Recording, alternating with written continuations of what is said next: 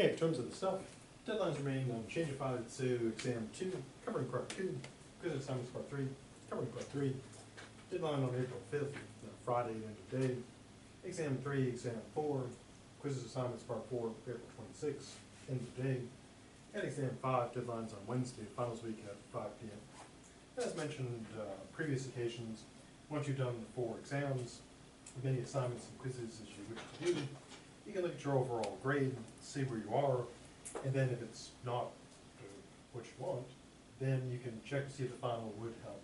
And the way to do that is to get the grade estimator, put in your best 3 exams, put in your overall quiz grade, overall assignment grade, put in a hypothetical 100% for the final, and that'll tell you what it could do. And of course you can adjust the score to see how many points exactly you need to get what you happen to want. And of course, if you didn't do the final, it's already treated as a 0, so your grade wouldn't suddenly change or drop. So the grade that you have is always your real grade, and it can never drop by doing stuff. It can only stay the same or improve. Before pressing on to the new stuff, anything about the previous stuff, or stuff to be that needs more stuff. So like our past assignments and quizzes and stuff, are they closed or can you go back and like? Oh, once the deadline is passed for them, I think they're closed. I did open some of them. Again, you can. I think I opened the ones for part 2 again. Check, because if they're there, they're doable. It's not a trick. And if they're not, then they would have been closed. And so I keep them. They stay open until the deadline. And so the ones for 3 and 4 are definitely there. And I think I might have reopened the ones for part 2. Can't remember the exact. I know we reopened them. I can't remember the exact date I set them reclosing. But I put an announcement before. So check if they're there. You can do them. If not, they've closed up. And again, for the quizzes and assignments, the best 10 count. So if you missed, 5 or 10 or so, there's still lots of assignments and quizzes still up. Okay, anything else? Okay, so last time we were looking at the inductive generalization. And as we saw, the essential idea can be demonstrated by drawing some circles. So you have a target population or target class that you want to know about. And then what you do is you pull out a sample and you see what the sample is like in terms of the feature you're looking for. So for example, if you were running a quality control on production, you pull out a sample, you'd look for defects. If you were wondering how people are going to vote in the upcoming primaries, Democratic primaries, you would ask about that. That's what you want to know about. If you want to know what students think about the admissions scandal, you'd ask about that. So it's whatever question you have in mind. Now, in order to do this, of course, you can identify your target. Who are you concerned with? Is it everybody? Is it all Democrats, all voters, all students, all people left-handed named Bill? Who do you want to know about? And once you know that, you want your sample to match this. And the ideal is, of course, in terms of the standard, the stronger the argument involves the sample being like the target. So the more this is like this, the better the argument. And we also looked at concepts like margin of error and confidence level. Now in terms of sort of practical takeaway, because most of the time we're not going to be conducting like large-scale surveys unless it's part of your job. For example, I do the assessment for my philosophy of religion, not my philosophy, but the unit, and of course for all of Gen Ed. So I have to set up these surveys in order to get stuff. So I'm constantly building these. But for the most part, typically you wouldn't be. So typically you'll be on the sort of like reading end of them. So one of the things to look for is how big was the sample? And the reason why that's important is because the smaller the sample, the less strong the argument is, which means you need to boost up that margin of error. And the margin of error is an estimated calculation of how much your sample differs from your whole population. In a way, you can use it to use an analogy. It's kind of like a false inflation. So you're saying the sample could be somewhere within this broader hypothetical survey. And as you can see, if you have a really small sample of 10, the margin of error is plus or minus 30, and so it can be off by 60 percentage points. So a sample that small is not going to tell you a great deal.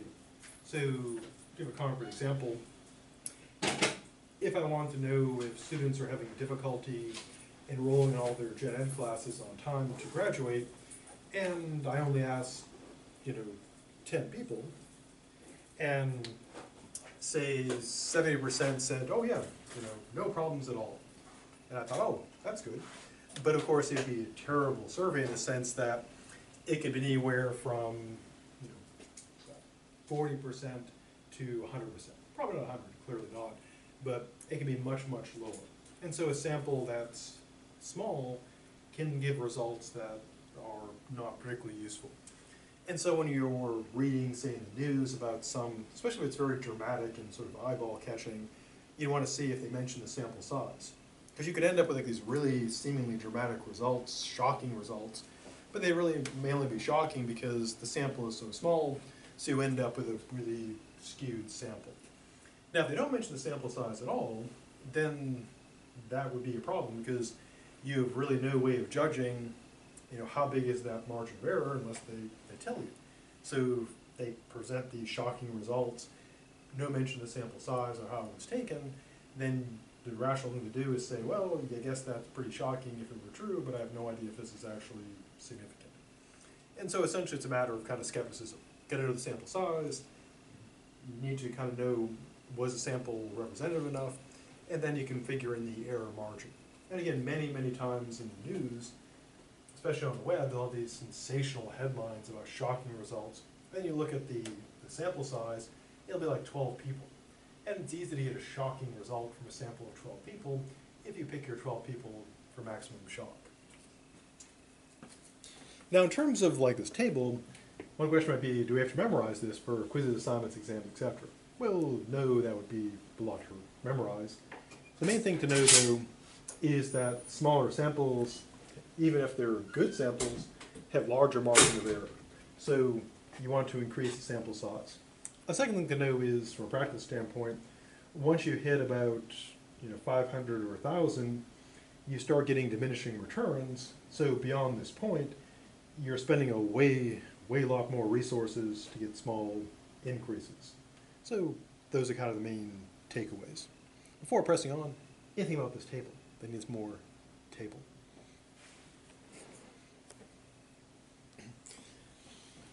Now, in everyday life, you're typically not going to be doing large-scale sampling. Unless, of course, you are. So, for example, like as I mentioned, in my position, I have to do samples of all the students who take philosophy of religion classes. I get to do surveys of all the students who take gen classes, which is everybody. And so I do that stuff.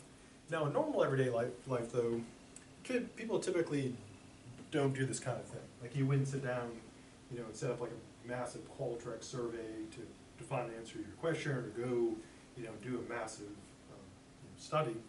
You typically do, as they say, everyday generalizing. Now the main difference is typically this. Sample size tends to be much smaller. They're basically samples of opportunity. What you see, who you encounter, who you talk to, and so that automatically introduces a bit of a biasing factor, because it's just people and things you encounter and talk to. And the sample is going to be fairly small. And so a proper scientific generalization would ideally be large sample, randomized, stratified, etc. And our everyday generalizing is everyday. We're just kind of encountering things and people and so forth, and going from our sample to a broader population. Now, despite the fact that this is everyday kind of jury-rigged inductive generalizations, because they're not rigorously conducted, we can still reason well about these. So we can still ask the question of, is the sample representative? Now, a lot of the times the answer will be just no, because it's going to be so small and so limited to our own experiences. So how do we critically approach making leaps from what we personally encounter to to broad populations, to making general inferences about people, places, and things based on generally pretty small sample sizes? Well, we have to consider the following factors. First thing is size. Is my sample big enough to warrant going from what I've observed to everything?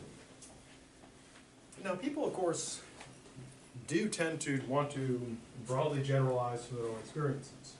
For example, if you look at comment boards on blogs and online, you'll see a lot of generalizing. I mean, there's a lot of trolling, demonizing and stuff. But sometimes see people sort of sincerely generalizing, engaging in bad reasoning, but not doing so out of malice. So, for example, a person might bring up that they knew this person, from a particular state or country, and they were like really lazy. So everyone from that country is lazy. Or they had a woman in the office who did this, so all women do that. And it's sort of a lazy generalizer. Now, when looking at stuff like that, the obvious criticism is the sample size. Is it big enough? So if we're going to reason about people from, based on, say, their country, their religion, their nationality, etc., a good question to ask is, how big is my sample? Have I met lots of people from this country? Or am I basing it on, say, one or two really good or really bad experiences? And we generally tend to leap to conclusions, mostly based on bad experiences, but sometimes based on good experiences, and thinking that the good applies broadly. So question one is to ask ourselves and others, is our sample big enough to represent the whole population? And most of the time the answer is going to be no. If you meet a few people from a country, probably not, because there's millions of people in the country, and 3 or 4 people are not going to be representative for good or for bad. Second is diversity. You may encounter, a large enough sample, but then the question is the sample properly diverse? In the sense of, does it match up with the population as a whole? For example, suppose you based your opinion on foreign countries based solely on people from those countries you meet at American universities, people who are enrolled as students. Well, in that case, people would probably think that people in those countries are all, pretty smart because, they're going to college and they're all interested in going to college, et cetera, et cetera. But of course, if you just go with a sample of people from foreign countries who attend American universities, it's not going to be a very diverse sample. I mean, you'll have some diversity, but it won't cover all of the country. And of course, there'd be people who want to come to the US and go to school here, which can be a biasing factor as well. So there's a question of, is my sample diverse enough? And in many cases, the answer will be no, because it's going to be pretty small and probably not super diverse. Also connected to diversity is bias. Is my sample biased in some way? The example I gave with, making judgments about other countries based on meeting, students in university from those countries, it's a biased sample. Typically, if someone really, really hates America, they're not going to come here. So you might think, wow, all these people in other countries like America. Or someone who's here in school would speak English. So a person might think, oh, everyone there speaks English. Because the sample's got a bias to it. So typically, our everyday generalizations are going to be probably defective, probably too small, probably not diverse enough, probably with plenty of bias. Now, but not always. So what we have to do again is apply those standards and to ask ourselves, is it big enough sample? Is it diverse enough? Is it biased in some way? Now in some cases, we can make pretty solid generalizations from pretty small samples because the population is homogeneous. That is to say, it's identical or extremely alike, so you can go from a tiny sample to the whole thing, no problem, because any part adequately represents the whole. Give a couple examples. One is if you have a particular edition and printing of a textbook, and there's a typo on page 56, you wouldn't have to go and manually check every other textbook of that printing and that edition, because all the textbooks printed in that printing will be the same. They'll all have that typo. So if you find, like, on the 6th printing of 5th edition, page 87's got a typo, yeah, because the printing is a printing run, so they'll all have that problem. Another example with milk.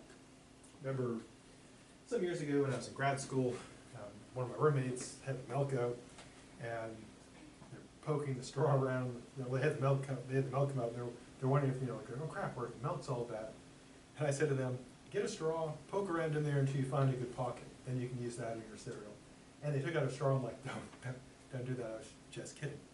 And the reason why, of course, is because when milk goes bad, it all goes bad. So if you take a sip of milk and it's spoiled, the whole thing's spoiled. You don't have to, like, poke around with the straw, try and find that little pocket of good milk. In contrast, in the case of apples, if you pull out a bad apple, you shouldn't throw away the whole bag, because the apples are not identical.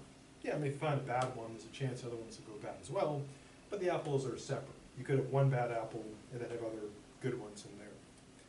So the population's all essentially the same. What is true of one will be true of all of them. So, when generalizing on things, here's a thing to consider. Basically 2 principles. If you have differences between the sample and the population that biases it, the argument is weaker. Samples that are too small or diversified are also weaker. So the basic principles remain. You need a sample that's big enough, which in general we're often not going to get. We need a sample that's diverse enough, which we're often not going to get, and a sample that lacks bias. And so, although these can be quite useful in everyday life, we have to be careful about applying them. Now, if our sample is pretty small, if our target's pretty small, then we can operate, okay on small samples. But if we're making generalizations to large populations, again, generalizations about people of similar nationalities, ethnicities, religions, political views, etc., then most of the time we're going to be making bad generalizations. Okay, before pressing on, anything about this stuff that needs more stuff?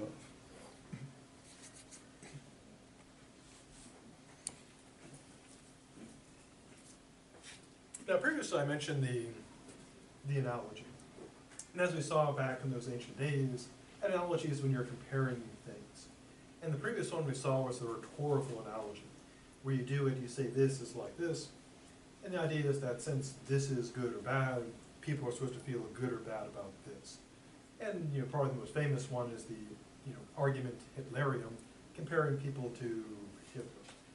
Now, of course, that's not a real argument, because you're the person just saying they're like this bad thing, so they're bad, or like this good thing, so they're good. It won't be an actual argument by analogy. Well, the book points out that technically there are no arguments by analogy, but there are. So there we go. So what we're doing in a way is not arguing, by the analogy. We're arguing by comparison, but we call it arguing by analogy. So they're kind of right, kind of wrong. So how do they actually work? Well, here's the idea. So in a way, they're right. An analogy technically is just a comparison between things, and whether this actually is saying that because they have shared qualities, they have another shared quality. So technically not an analogy, but everyone calls it that. So there we go. And I always call it that too, so I'm part of the problem. So here's the form.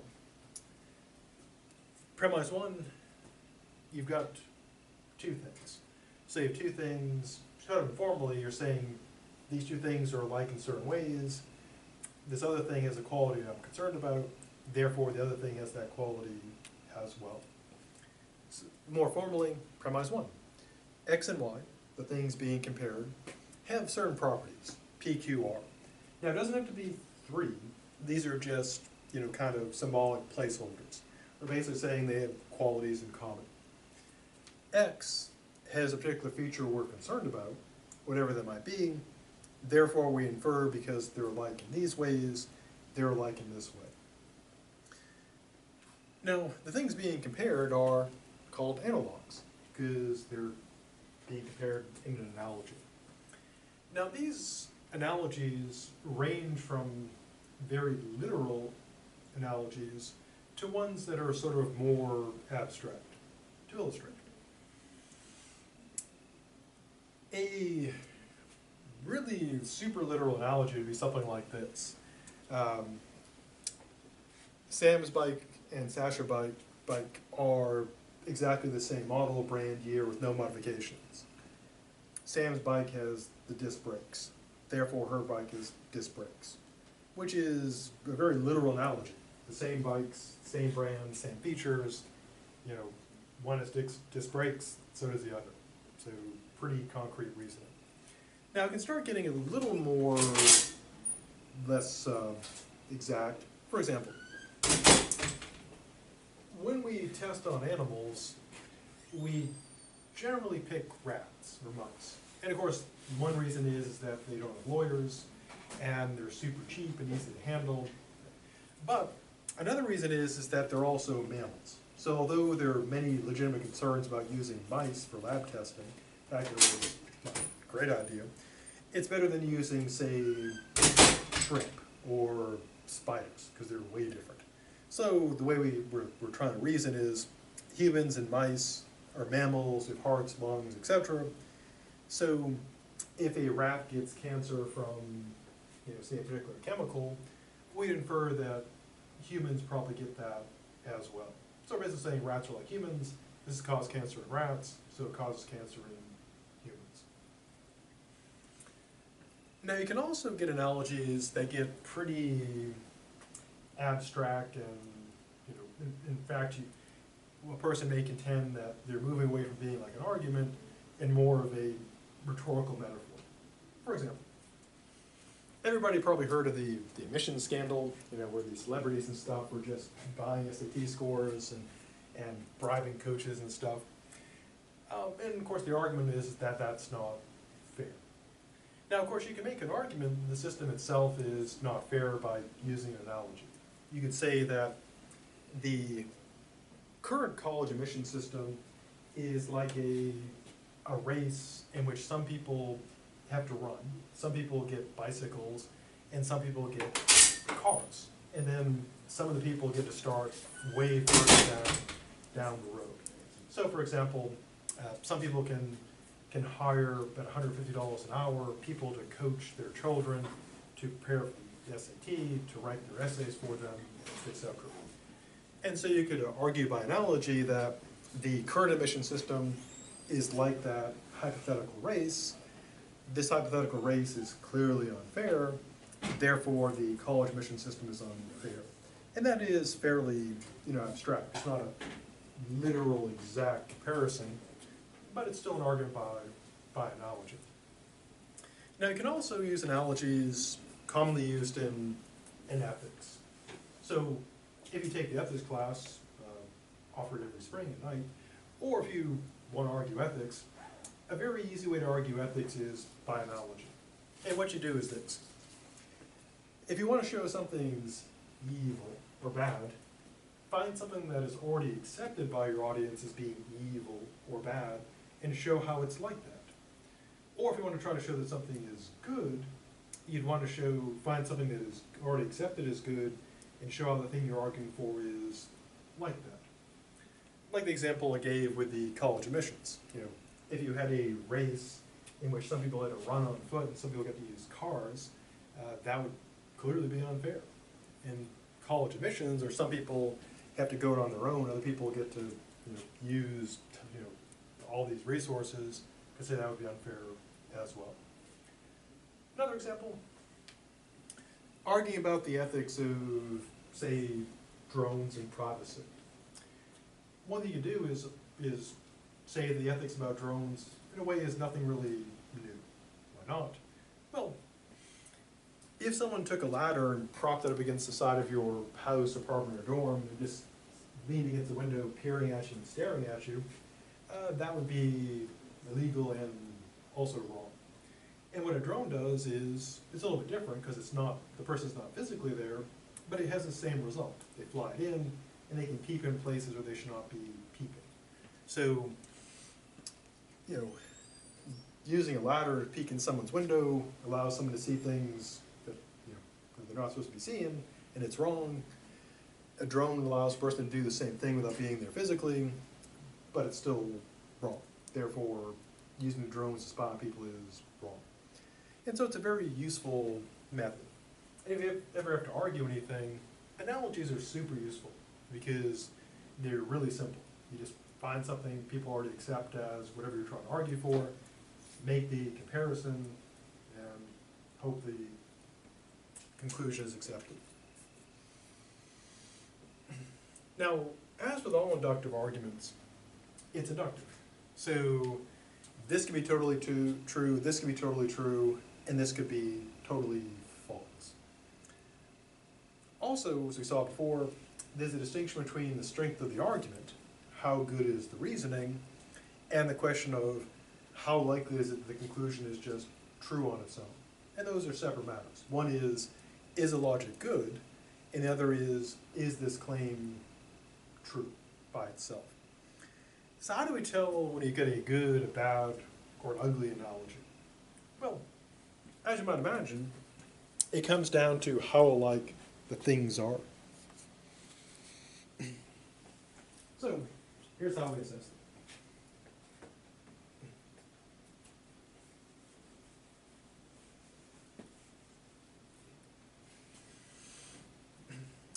First thing we look at is similarities. The second thing is differences, or you can reverse it, either way. So the thing that matters is how similar the two things are, and the more similar they are, the better. So the more alike the two things are, the stronger the argument. The more not alike they are, the more different they are, the weaker the argument gets. Now, we also want to consider diversity. The more diverse the similarities, the better the argument. And the more diverse the differences, the weaker. So combining those together, we basically get this. If the two things, x and y being compared, have more things in common, the better. And the stronger the similarity, the more alike they are in the more ways, stronger. The less alike they are in more ways, weaker. So basically it boils down to, if you want to really just jam it into one standard, the more alike, better, the less alike, worse. Now when assessing analogies, that's how you assess them. Now what about comparing them? Well, one of the, if you haven't done it already, one of the assignments is on doing just this. And here's how to do that assignment. Now in the scenario laid out in the assignment, we have this fellow Clifford, who's presumably not a big red dog, but a person, and they're going on a 100-mile bike ride. And so the person's conclusion is they failed all their previous rides, and this ride is going to fail too, but they're still going to try it. So the premise is that their previous rides have failed, so that's the quality we're looking at, literally F for failure. And their evidence is that their previous rides, they failed, therefore this ride, like the current one, they're going to fail. So his conclusion is fail. And then what the questions do is they go and change the scenario. So what you're doing is comparing these different arguments about that Clifford hypothetically presents to see if they're stronger, weaker, or the same as the original. So the question is, how do you know? Well, here's how. If the new argument makes the past races and the current race more alike, the stronger the argument. That is, the more likely it is that Clifford will fail. If the new scenario, the new argument, makes the old race and the new race, the old races and the new race different, then the argument gets weaker. For example, so in the original, let's say, Clifford has done the race, we'll just say 10 times. And done 10 times, he's failed. Every time he's going to fail now, by analogy. Now suppose in the first modification, we get the additional information that Clifford is using the same bike, it's the same course, same time of year. Now in that case, the argument would be, this one would be stronger, because if we know it's the same bike, same time of year and same course, that makes all the previous races more like the current one. So it's more likely that he's going to, you know, the conclusion is better supported.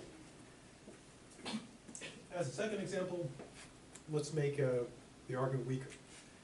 Suppose he has a new bike. He finally decided to stop, using that Huffy 1-speed and got a 20-speed, lightweight, chromalloy bike, and it's on a different course, a flat course, and it's at instead of being in the middle of July in Florida in the summer, it's now in, say, October in Florida.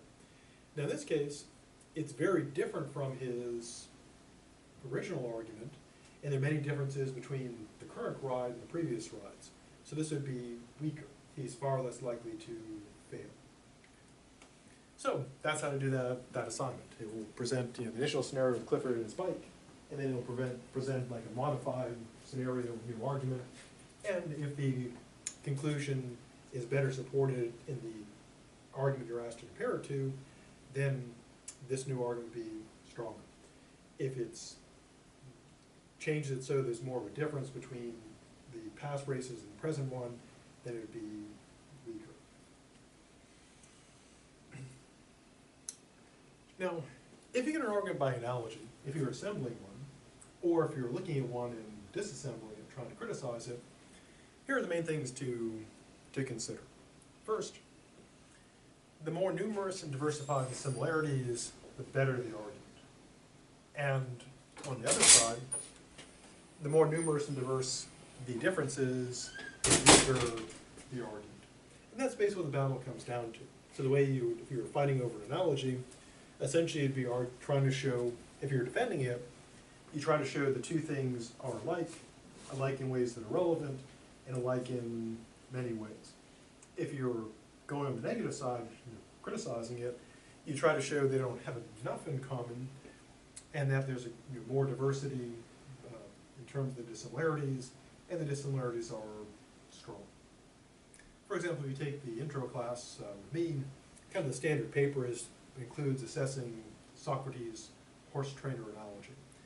And Socrates is accused of being the corrupter of the youth of Athens, and he gets his accuser, Miletus, to say that only he, Socrates, corrupts. Everyone else benefits the youth. And so what Socrates does to counter that is he draws an analogy to horses. He says in the case of horses, it's not the many that benefit the horse. That if the many were trying to raise and take care of horses, they would know what they were doing, they would harm the horse. It's the one person or few people who have knowledge, the trainers, that benefit the horse. And so Socrates concludes by analogy, he cannot be the only corrupter, because the situation of raising horses is like raising youth. There wouldn't be one corrupter of the horses, but rather the many, and the same would apply to the youth. And of course, the way to assess that is consider those standards. Is, the situation the same? Are the youth like horses? Is training horses like training youths, etc.?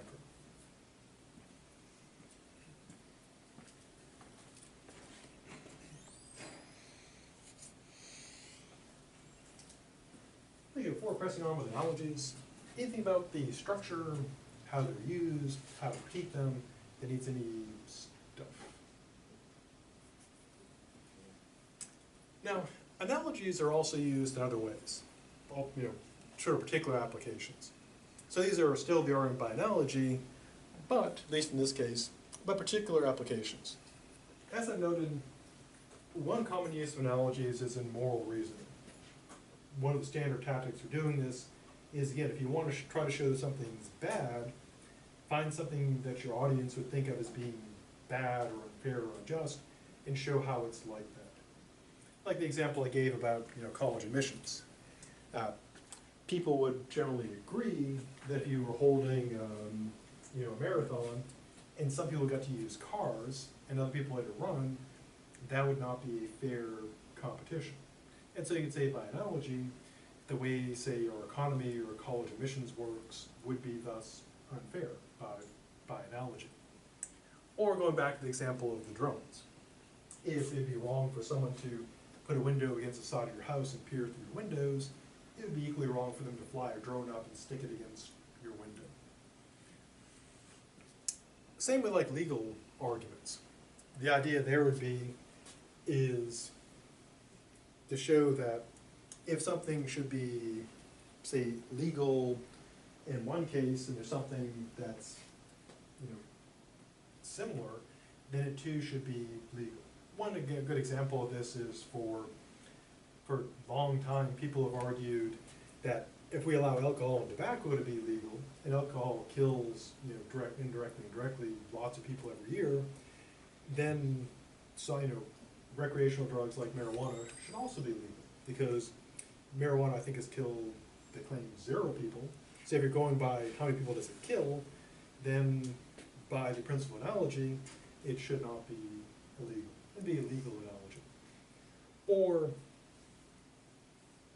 the arguments they've given over sentencing for crack cocaine and cocaine, which is crack cocaine and cocaine are cocaine, and so the sentences should be the same. They, of course, have been wildly different, but if they're essentially the same thing, the punishment should be the same for them. And of course, you can also use analogies to point out, kind of a counter or anti-analogy to show that something's being unfair. For example, people have pointed to Paul Manafort's sentence for billions of dollars of financial shenanigans, and comparing that to punishments of people who have done lesser crimes getting punished more. For example, if a person shoplifted in Florida, like an Xbox One, they could get up to 5 years in prison. So they could, for stealing a $299 or $300 item, they could get 5 years. And so you could say that that would be, an unfair scenario. Now, when we're making more legal analogies, one of the standards, in addition to the usual ways of criticizing analogies to kind of try to counter them, is to use our old friend, the principle of relevant difference. And that's to try to show that the two things being compared, the comparison doesn't hold because there is a relevant difference. For example, if someone says, well, if a person can commit millions of dollars in financial crimes and get 47 months, then all crimes, should be treated the same way. So the shoplifting laws in Florida should go from 5 years for stealing over $300. It should be way less than that. So if you're going like, by the dollar amount, you should get maybe like, 2 minutes in prison, or I'm not the math, but it should be proportional.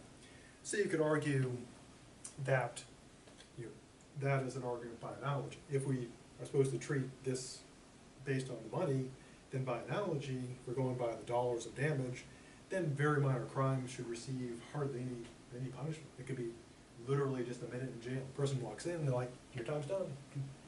You're free to go.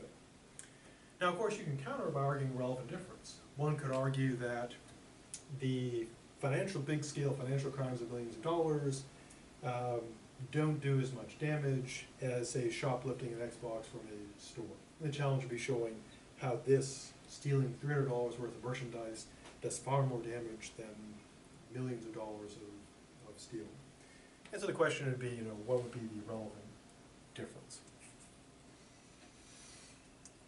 Now, as we saw in the past, we'll also see in the future, we also use explanatory analogies. These are not arguments. So the objective of an explanation lesson, as we'll see more in the future, is not to argue for something, it's to explain it. So, for example, back when email was a new thing, I remember explaining to colleagues, they're like, how does this work? How is this magic working? And I would explain it, it's sort of like having a post office box, where you go to the post office, get your mail out of it, take it home. But in the case of email, it's on the server, your program you use to get your email, you know, metaphorically goes to the post office, gets your mail, brings it to your desktop. Or someone may explain how the heart works by drawing an analogy to a pump, or the eye by drawing an analogy to cameras. Or you might explain American football to someone from Europe by drawing an analogy to rugby. But again, those would be explanations, not arguments. We also use historical analogies.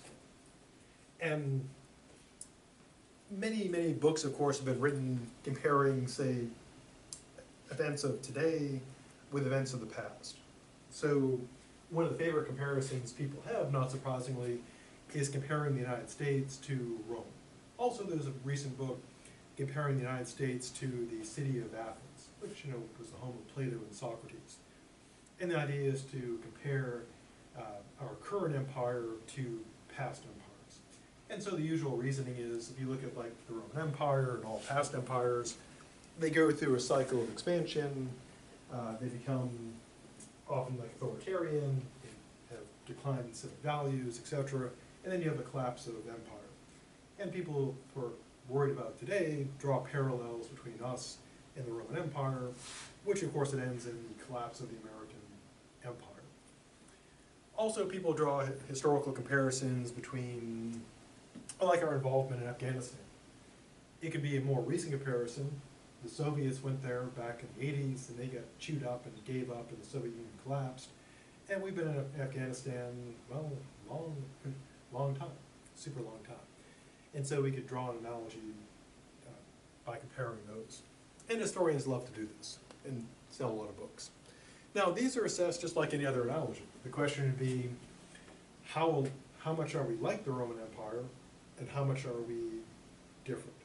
To the degree we're like the Roman Empire, strong argument. To the degree we're not like the Roman Empire, it gets weaker. Lastly, there are also logical analogies. And the idea is this. The method gets its own fancy name. It's called parity of reasoning. It's kind of the philosophical concept. Now, one use of this as a fairly basic tool is this. When you look at the deductive arguments, one thing we'll find out about, I'm actually finding out now, is that with deductive arguments, any argument of the same form as a valid argument is going to be valid, because validity is a structural feature. And likewise, any argument that's invalid, that has the same form of an invalid argument, will be invalid, because it's structural. So, for example,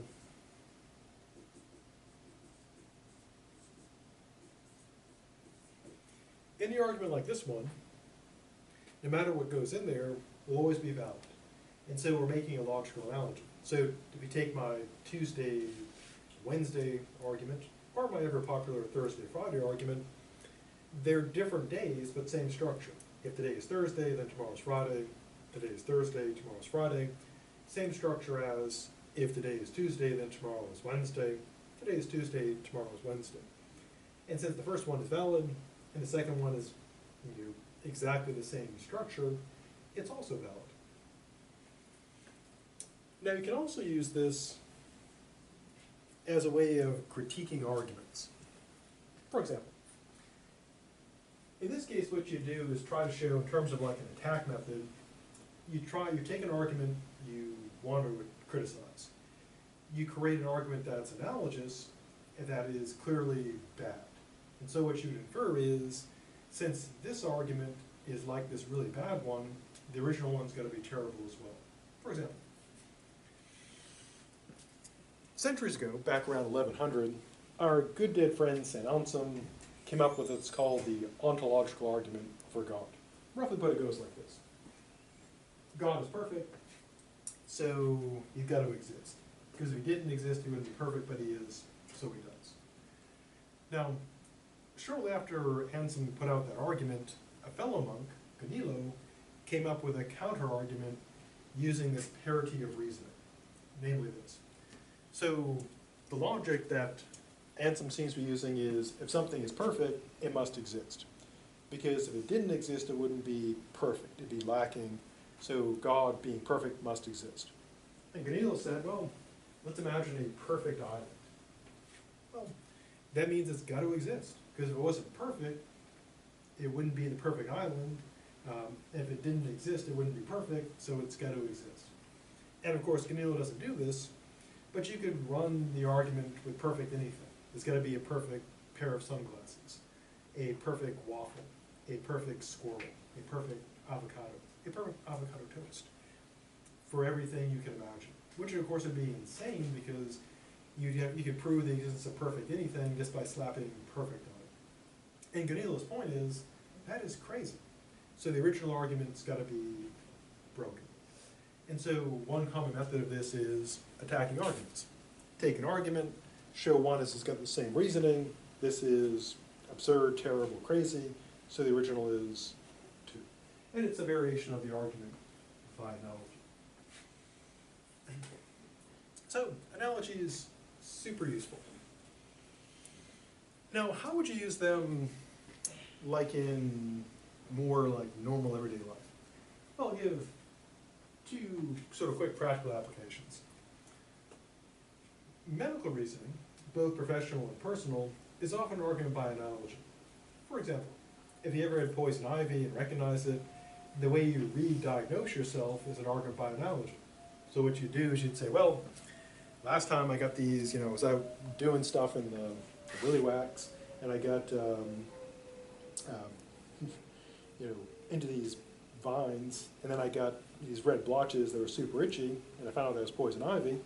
And so the next time you get those blotches, you'd say, well, by analogy, poison ivy. And doctors reason the same way. They learn what various conditions look like, the various symptoms, and they would diagnose by saying, well, the patient's got these symptoms, it's like, what I've seen in this condition or disease, therefore they've got that condition.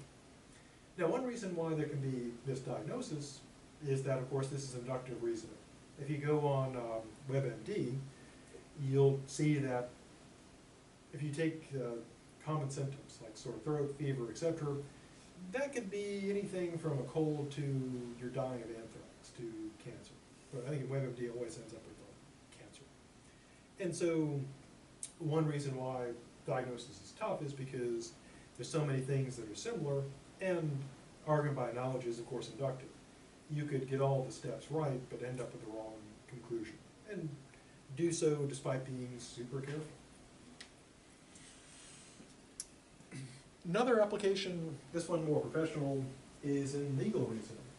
If anyone's considering a career in law, one of the main ways legal reasoning works is by the notion of precedent. The idea is what you would do is if you're a judge, you would rule based on, is this case like a previous case that's been established? If so, how did that case go? And then you'd go based on that. If you're a lawyer, you'd want to argue that your case is like a case that's already been decided that went the way you want your case to go. So for example, suppose you're representing a tech firm in a patent dispute, and they claim that they didn't violate the patent. Well, what you want to do is find similar cases where the judges ruled that the plaintiff didn't, or the defendant didn't violate the patent. And you'd argue, my case is like this case, or cases, it was ruled there was no patent violation, therefore there's no patent violation here. The opposing attorney, of course, would try to do the opposite. They would try to find cases in which the ruling was the way they wanted to go. Or if they can't find those, they would try to break your analogy, trying to say your situation for your client is not like those cases. So surprisingly, or perhaps unsurprisingly, a lot of legal argumentation is argument by analogy, trying to find the right precedent. Also with sentencing, a similar thing what they're supposed to do is look at similar cases, how were people punished in those past cases for applying sentences, which can be good because based on a particular philosophy of punishment, the idea should be that there should be consistency. There shouldn't be punishment like all over the place. Of course there is, but ideally it's supposed to be consistent. same crime, same time. Okay, so that brings us to the end of analogies and all their wondrous powers. Before pressing on, anything about that needs more stuff?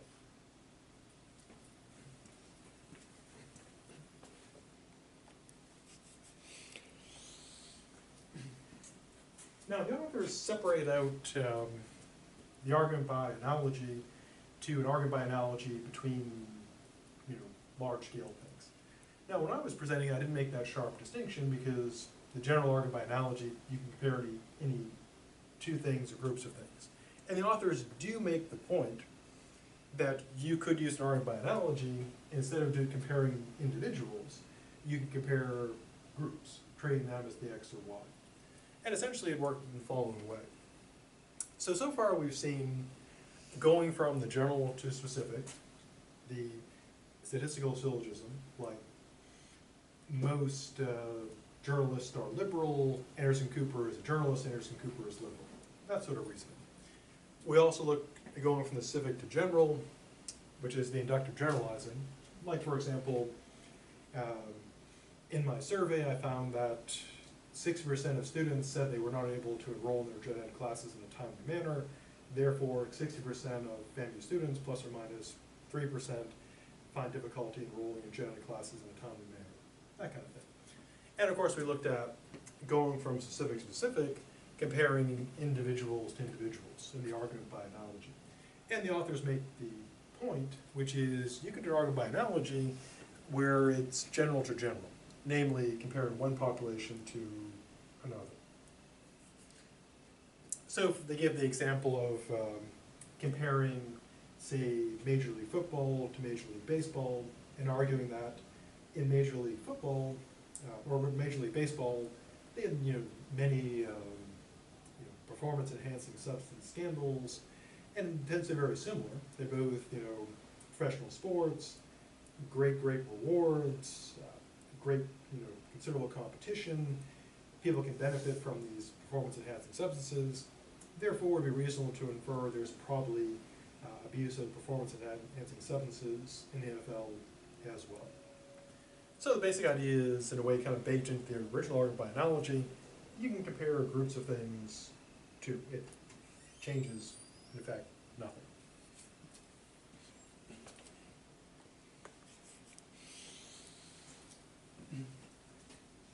Now we turn to the inductive conversion, or as the authors presented as a mistake, the illicit inductive conversion. Now, in the future, specifically in Chapter 8, we'll see categorical logic, which is, of course, logic about cats, where cats are categories. And this is from our good dead friend Aristotle. Now, that logic, which we'll see in the future, it's a very basic logic, but it was a dominant logic for thousands of years, and we still use it today. It's still like a good entry logic.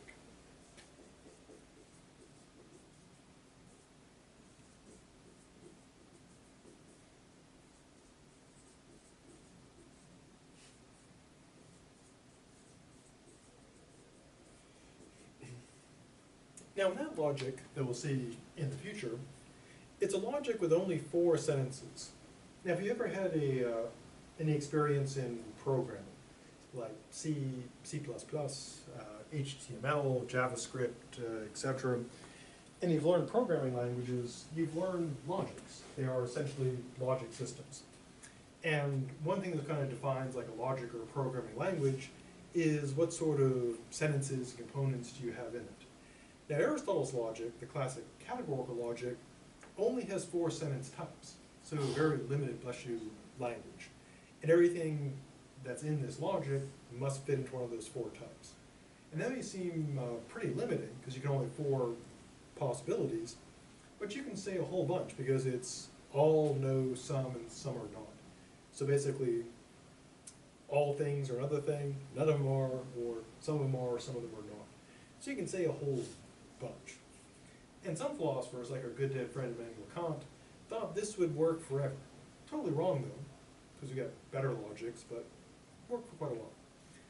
Now, In this logic, and we'll see in the future, there are rules you can use to manipulate these sentences. Just like in normal everyday English, there are ways you can kind of move sentences around grammatically, but still say the same thing. And it's like a correct, move if when you do the thing, you're still saying the same thing, if you're trying to say the same thing.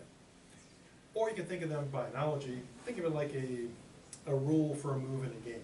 So if you're playing chess, there are rules governing the pieces.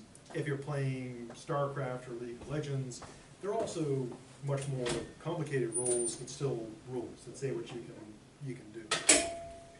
Now, one of the rules in this logic, and there are only three, conversion, obversion, and contraposition, one is called conversion. And what it does, very simple thing. This rule involves flipping the subject and predicate. So they just swap out. Now, just like with any rule for, in the game, the rules don't always apply to everything. For example, here's an example of chess. Every piece has like different rules for moving. So pawns move one square or two on their first move. Knights move in that weird, jumpy, diagonally way, etc. Or like in more complicated games like StarCraft or Call of Duty or League of Legends, there are rules in the code that govern what you can and cannot do. So conversion, similar deal. The rule itself says, hey, flip the subject and predicate. Then the question is, where does it apply correctly? Now, the rule applies correctly when after you apply it, the sentence still means the same thing. Or more technically, it still has the same truth value. So if it's true and you do the thing to it, it's still true. Or if it's false, you do the thing to it, it's still false. Now, in many cases, you can kind of see, just by kind of thinking about it, where it works and where it doesn't. For example, if we have the claim all S are P, and we put in, one way to do it is put in like some sensible terms, like all cats are mammals. So you flip that around, convert it to all mammals are cats, we know that's not true. Because all cats are mammals, but not all mammals are cats, because we're not cats, neither are dogs. With a no S or P, if we say no cats are iguanas, we flip that around to no iguanas are cats, that still works. It's true, flip it, it's true. With some are, in the case of deductive logic, this does work. So if we have some cats are gray, we would get some gray things are cats. So true, flip, true. Some S are not P. In that case, we'd have some cats are not gray, and we'd have some not gray things are cats, and the flipping in this case wouldn't work. So it works correctly for the no and the some. Now that's in deductive logic. Now what can happen is that someone sees the conversion in deductive logic and thinks, oh wow, that one also should apply in induction as well. So they get the logics kind of mixed up and mushed together. So why does it work here and not in induction? Well, here's why. In this case,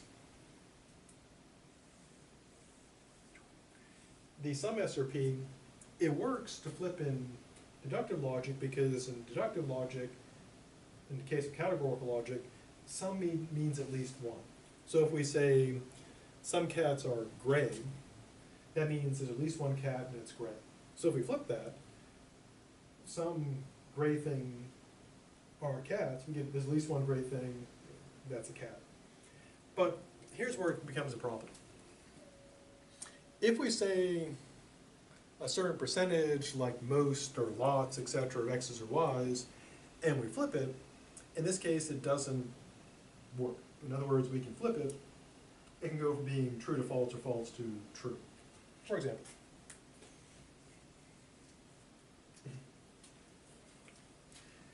it's true that most people from Maine speak English. But if we flip that, most people who speak English are from Maine, that's clearly not true. Or here's another example. It's true that few cats are lions, but it's not true that few lions are cats. So the flip around doesn't work. So what we have to do is be careful about applying that illicit inductive conversion. Because again, what sort of seduces people into it is, yeah, in the case of some, it works. So if we say at least one, cat is a lion, at least one lion is a cat, that's totally true. But if we say few cats are lions, and then we say few lions are cats, that's totally not. So the idea is we need to be careful about getting caught up in that conversion thing. Or to use a maybe more sensible example, if someone says most journalists are liberals, it doesn't follow that most liberals are journalists. And so we have to be careful about flipping stuff around. Before pressing on, anything about the illicit inductive conversion that needs more stuff?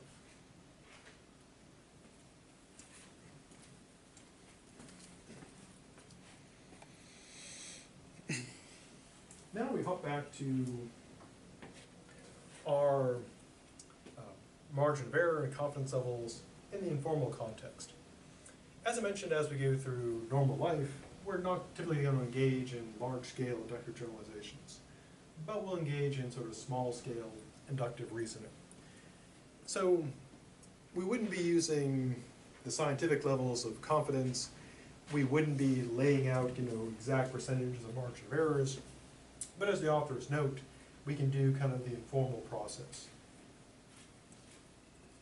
So in the case of confidence level, we wouldn't typically say something like, I have completed so many tests in this class, I have a confidence level of 95, then my next test will have my remaining test will have the same score. That would be kind of odd. What people will do, of course, is do the obvious, namely using informal confidence levels, like I'm pretty sure, I'm not sure, I'm uncertain, that type of stuff. The same with the margin of error.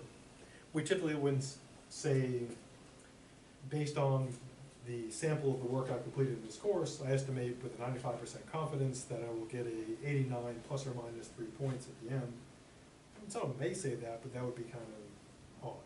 Typically, people will say is, yeah, given I've been doing pretty well so far, I'm sure I'm going to get at least a B, which would, or maybe, but I might get an A, may get that A. And that'd be the kind of things people would normally say.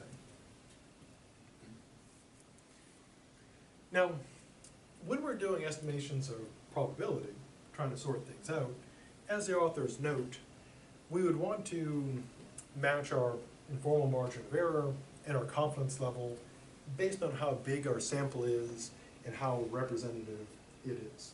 To give a very practical example, one thing I've been running for a long time, one thing I'll hear people often say at the start of races is they'll have done like a mile and they'll say, oh yeah, I ran this 6:30 mile and we're running a 10K, and they're like, that's going to be like a 6:30 mile for the 10K, no problem, going really fast. They take off in their 6:30 mile, but of course it doesn't go as well as they hoped in many cases. And the reason why, of course, is the sample is pretty small, that 1 mile. So what we want to do is make sure that our sample is appropriately big enough and representational enough, based on our, and adjust accordingly. So basically the idea is we should be confident to the degree that our sample is good enough, and our margin of error should be adjusted based on that. Give another example. Imagine someone who's taking a class, they take the first quiz, they get an A and say, guaranteed A in this class, this is going to be super easy. Now it may be true that it's going to be super easy, but that is a super small sample, and so leaping to that conclusion would not be very good reasoning. So what we want to do, of course, is make sure our sample is big enough, representative enough to warrant our inference. Now, of course, we can, adjust that, accordingly. So, for example, if someone gets an A on the first test, they probably shouldn't say my A is guaranteed, but they could say there's a good chance if this test is like the others that I'll do pretty well. unless something weird happens. Okay, before pressing on, anything about this stuff that needs any more clarifications, examples, anything?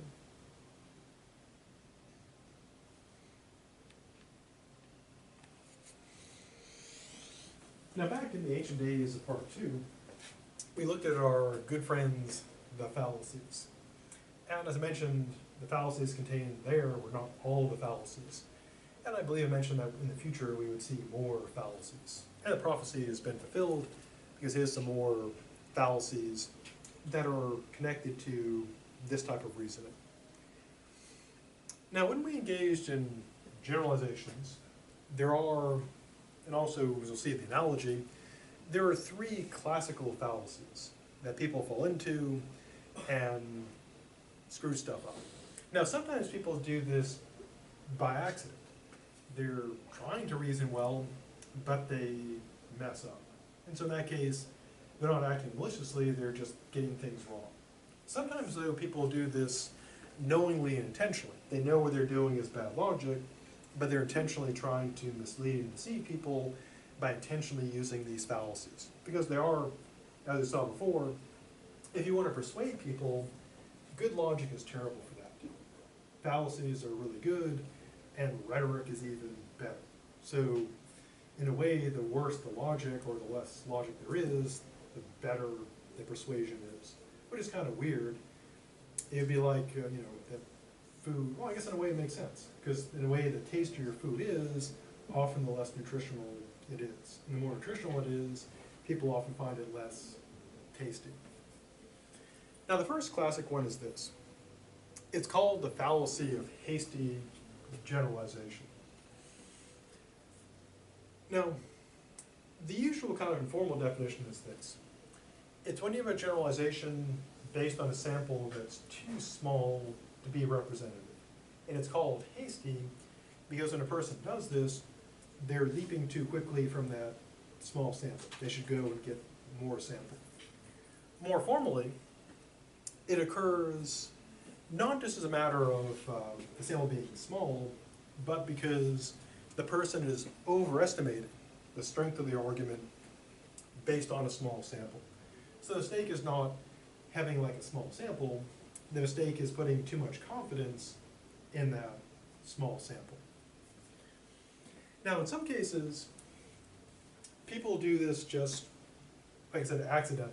They're not trying to do anything tricky or malicious. It's just a natural human tendency to go from a small sample to leap to something much broader. And it often happens, and there's a separate fallacy for this the book doesn't bring up, but it's also a classic fallacy.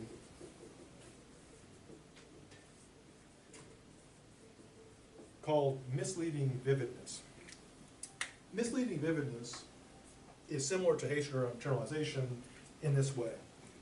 It occurs when, because something's very vivid or extreme, people give it way too much weight. So they leap to a general conclusion based on how sort of extreme or vivid or attention-catching something is. And you can see it as kind of a variation on the hasty generalization because it's a similar mistake. The sample is too small, but what gives it its power psychologically is it's very extreme or vivid. And we can provide illustrations of both of these. For example, whenever there's a shark attack, people get like super scared. And then they start, they start thinking their chance of being attacked by a shark is big because it's pretty, vivid. Because being bitten by a shark is a pretty vivid experience. But of course, if you have one person get attacked by a shark, and then people say, there's going to be like these massive shark attacks and so forth, that's a hasty generalization because you're going from a way small sample, one person gets attacked, and then thinking it's this huge risk. Another example from my own experience, back when I was 18, and right before I went off to college, I was going to school in Ohio, I was in my small hometown of Maine, riding my Huffy 10-speed, and a car pulls up behind me, and they start honking the horn at me and get the F out of the way, and I look back, and it's like this blue station wagon. Still picture it. There's some like older people driving it, and then they kind of pulled around me and were swearing at me. It was weird. It's like being sweared at by one's grandparents. It was just a really strange experience. And they kind of pushed the car up against me until it hit my bike pedal and flipped me onto the lawn. And then I saw the car driving away, and it had Ohio plates. And I thought, oh my God, I'm gonna go to a state full of psychotic, grandparents who are gonna try to murder me all the time. And so then I went to school, and I was out for a run with a cross-country coach, and I'm running along, and I hear a car honking. I look back. It's another blue car, not the same blue car, but another blue car, this time with some younger kids in it, and the car comes up on the sidewalk after us. And I guess it was probably stolen because they were scraping it up against a stone wall, which I don't think someone would do in their own car, and so we had to leap over the stone wall to avoid being killed by these cars. And so at that point I was thinking I made a terrible mistake in coming to Ohio, because I figured I was going to get killed by a blue car, because all these people were psychotic. Now, that of course is a hasty generalization, because I had two experiences, one in Maine, one in Ohio, of Ohio drivers trying to kill me. So I inferred that Ohio drivers were super dangerous, and hence, I was going to get killed. And of course, that'd be a hasty generalization, because there are millions of people in Ohio, and that's a sample of only 2. Now, it did turn out that my conclusion that Ohio is full of crazy drivers was true. Even though, of course, my original reasoning was bad, because my sample was too small. But as I spent more and more time in Ohio, I racked up more and more near getting killed by car experiences.